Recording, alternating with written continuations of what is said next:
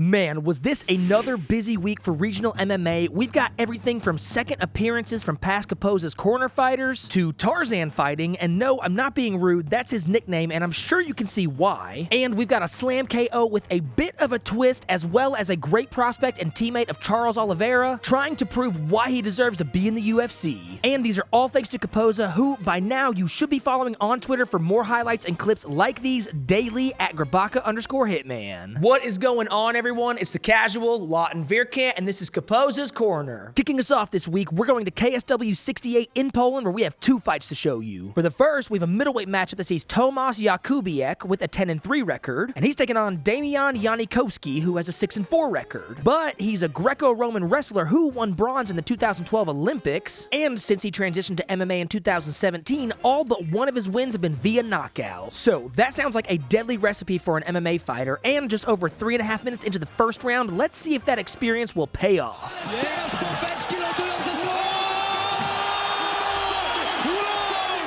And it did. Add one more knockout to this guy's record. These two are just trading blows, but this final left to right from Janikowski lands clean and just sends his opponent down and out. Thankfully, the ref steps in time before any extra damage is done, and this win improves his record to 7-4, which isn't the greatest MMA record, but he definitely has some power and obviously a well-polished ground game, so hopefully he can get some more wins in his future. For our second fight at KSW 68, we have the featherweight main event title fight that has defending champion and French legend Saladin Parnasse with a 16-1-1 record, and he's up against Daniel Rutkowski with a 13-2 record. This one was about to go the distance, but just as we start the fourth round, Parnasse lands this beautiful head kick that sends him down, and surprisingly, he survives this ground and pound for almost 40 seconds until this happens.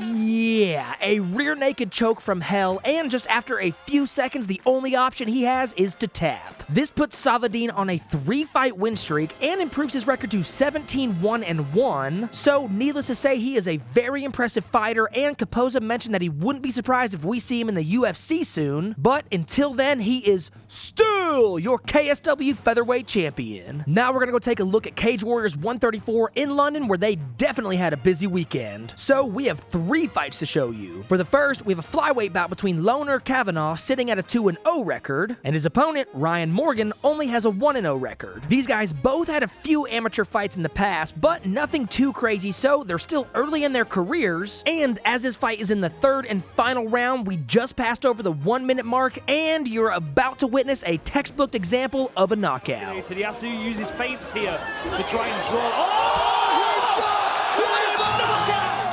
Dear Lord, just take a look at that sequence one more time. The first cross and hook don't fully connect, but this final jab to cross combination lands just about as clean as it could, and he collapses to the canvas. You may have seen this highlight on social media over the past few days, and it makes complete sense why, because the execution of this knockout is damn near perfect. I said earlier that both guys are still early in their career, but this win puts Kavanaugh at a 3-0, and with a few more years and moves like this, he has a very bright future ahead of him. For our second fight at Cage Warriors 134, we have a bantamweight matchup that sees Kingsley Crawford with a 7-3 record, and he's taking on Aiden James, who has a 5-2 record, and he had 3 fights back in 2015 at the IMAF Championships. So this one is quick and a lot happens, but just 30 seconds into this fight, James lands a solid uppercut that immediately bothers Crawford and actually causes his nose to start bleeding, but fast forward just 20 more seconds, and Crawford decides to get some payback with this huge overhand right that sends him to the ground, and while the blood is flowing, this anaconda choke looks like it is very tight. He might be out. Show me a good Aiden. He's out. I think he's out. I think he is out. He is out.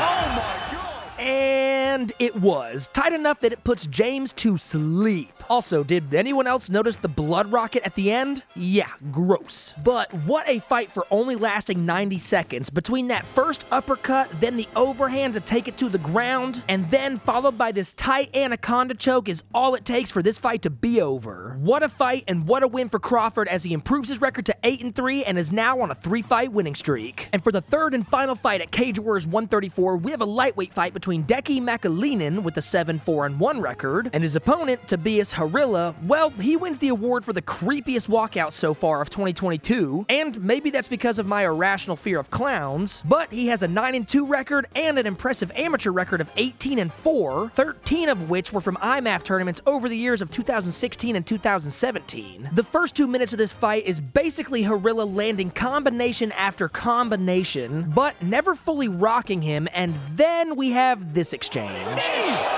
Deki Makalina looks dazed. He's hurt. Oh, what a stoppage from Sevilla.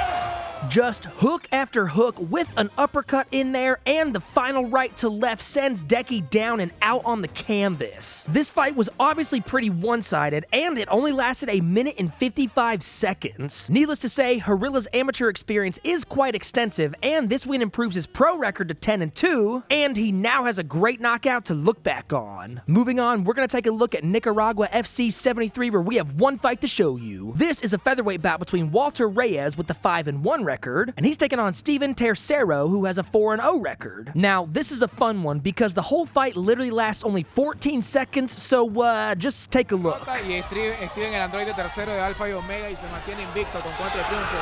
¡Oh, Dios mío! Yeah, the final right blow from Reyes sends him down and out in between the padding of the cage, and then some unfortunate ground and pound that sneaks in before the ref can get over there to stop the fight. Caposa titled this fight Brutal 14-second KO, and I really don't think there's much else to say to summarize this knockout. Reyes does secure the win though, and quick, and improves his record to 6-1. Now we're gonna go visit our friends at Lux Fight League 21 in Mexico for one fight, and it is time for Caposa's KO of the week. Here we have a welterweight matchup that sees Mario Martinez with a 1-2 record, and his opponent, Anwar Tarzan Alberto, our gentleman from the intro who stands at 6'6", and he has a 2-0 record. Staying true to our first round finishes, and what do you think happens when a guy that tall tries to throw a head kick? Already, look at that jab, just way out there. Oh my goodness!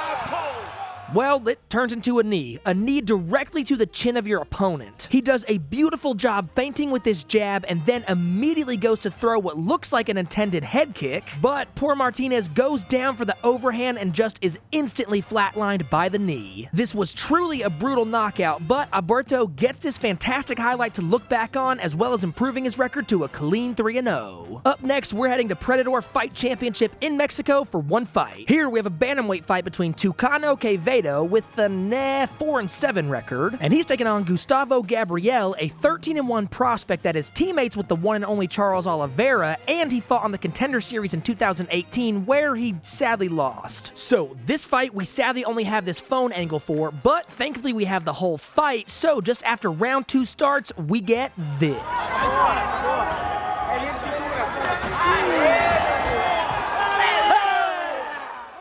Yeah, between that cracking sound and seeing the sweat fly off of his head, I'm gonna go ahead and agree with what Caposa said about this one, that something might just be broken. Also, what better way to celebrate than a backflip where you slip on your flag because you forgot to move it? But Oliveira and the team were there to support this fantastic win, and what a win it was as he secures this quick second round finish, improving his record to 14-1 and could very potentially be getting a call from the UFC soon. Still going, we're off to check out B2 Fighting Series 152 in West Virginia for one fight. Here we have a flyweight matchup that has Tevin Dice with the 4-2 record, and one fight in Bellator back in 2019, and he's up against Brian Doogie Hauser, a name you should recognize from Caposa's corner last year where he landed this walk-off uppercut KO, and he has a 2-1 record. So we've just passed the halfway mark of round 1, and is anyone getting some deja vu? Oh, hit him in the eye. It got him. It stunned him. Yeah, looks like Dice was looking at his eye. The right uppercut again! Well, you should be now. Almost an identical KO to his fight last November, as he distracts Dice with these back and forth hooks, only to sneak this uppercut in cleanly, and it sends him down and out to the canvas. This is another fighter that it's really early in his career, but this win moves him to 3-1, and he now has 2 impressive knockouts back to back, so hopefully he can land some more like this later in the year. For our last fight this week, we're going to Hendo's Fight Night 7 in California, and you guessed it, this promotion is backed by the one and only Dan Henderson. So here we have an amateur welterweight matchup, and sadly again we only have this one angle, but representing the red corner we have John Tabarez sitting at a 3-0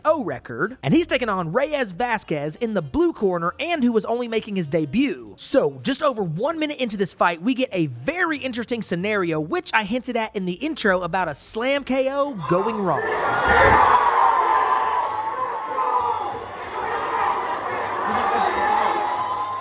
Yeah, that plan immediately backfired for Tabarez as he goes for the slam, and I wish we had another angle because it's hard to see how he lands, but what we do know is that the slam knocks him out. And then Vasquez notices and gets the ground and pound in to get the stoppage. What a weird series of events, but hey, whatever it takes to win, right? Thank you yet again to the one and only Caposa for helping us with these lists, so go show him some support by giving him a follow on his Twitter at Grabaka_Hitman, and you can show him some support by checking out his Patreon at patreon.com/Caposa. And we want to say a huge thank you to all of these amazing organizations who host these events year-round for our viewing pleasure, and to the fighters, winners, and losers, and we will see you all in the next video. Peace!